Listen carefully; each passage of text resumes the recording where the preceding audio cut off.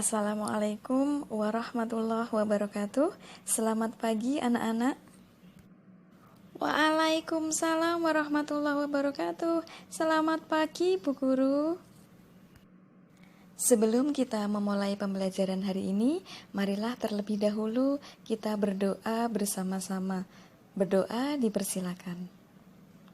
Baik anak-anak, pada hari ini kita akan belajar mengidentifikasi teks cerita pendek. Tujuan dari pembelajaran pada hari ini adalah agar kalian nanti setelah membaca teks cerita pendek diharapkan mampu mengidentifikasi teks cerita pendek tersebut. Apakah kalian sudah pernah membaca cerita pendek? Kapan terakhir kalian membaca cerita pendek tersebut? Sudah pernah Bu Guru, orang tua saya selalu memberikan cerita pendek atau membacakan ketika mau tidur. Saya terakhir membaca cerita pendek itu 1 minggu yang lalu Bu Guru. Wah, baik sekali ya orang tuanya. Heni, terima kasih Heni. Cerpen merupakan karya sastra berbentuk fiksi. Cerpen adalah sebuah cerita yang selesai dibaca dalam sekali duduk. Kira-kira berkisar antara setengah jam sampai dengan 2 jam. Cerpen merupakan karangan fiktif yang berisi sebagian kehidupan seseorang atau kehidupan yang diceritakan secara ringkas yang berfokus pada suatu tokoh. Ciri-ciri cerpen bersifat fiktif, panjang cerpen kurang dari 10.000 kata, habis dibaca dalam sekali duduk, dan memiliki kesan tunggal atau aspek kehidupan. Bersifat padu, padat, dan intensif. Terdapat konflik tetapi tidak sampai menimbulkan perubahan nasib. Hanya terdapat satu alur saja, sementara penokohan ditulis secara singkat. Unsur intrinsik cerpen terdiri dari tokoh dan karakter tokoh. Ada 3 tokoh, yaitu tokoh protagonis adalah tokoh yang biasanya berperilaku baik.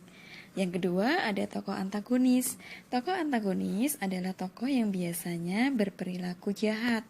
Sementara yang ketiga ada tokoh tritagonis, yaitu tokoh yang biasanya membantu tokoh protagonis dan biasanya juga berperilaku baik.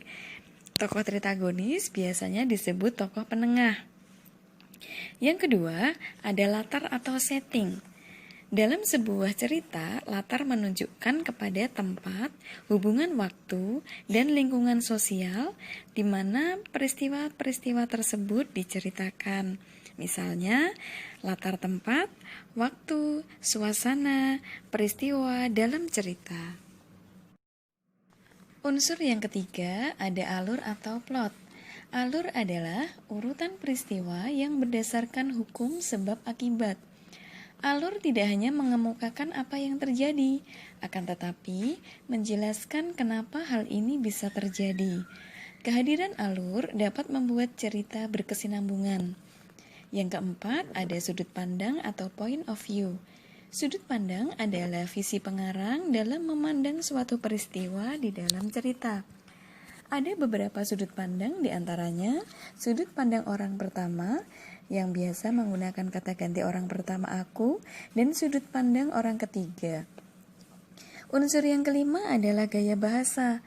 Gaya bahasa adalah cara khas penyusunan dan penyampaian dalam bentuk tulisan dan lisan. Sementara yang keenam adalah tema. Tema adalah persoalan pokok sebuah cerita. Tema disebut juga ide cerita. Tema dapat berwujud pengamatan pengarang terhadap berbagai peristiwa di dalam kehidupan. Kita dapat memahami tema dalam cerita tersebut dengan membaca cerita secara keseluruhan. Sementara unsur yang terakhir adalah amanat.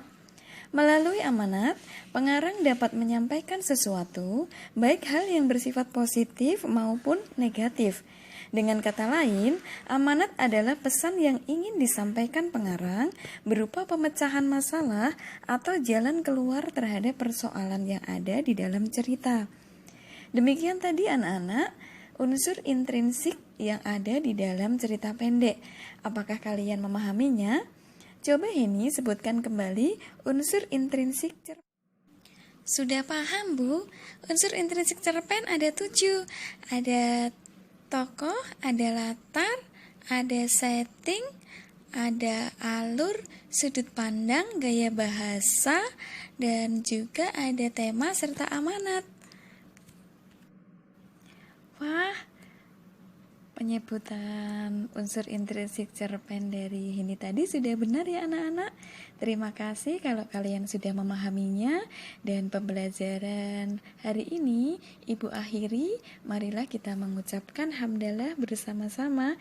Terima kasih untuk hari ini. Tetap semangat dan tetap belajar serta berliterasi. Wassalamualaikum warahmatullahi wabarakatuh.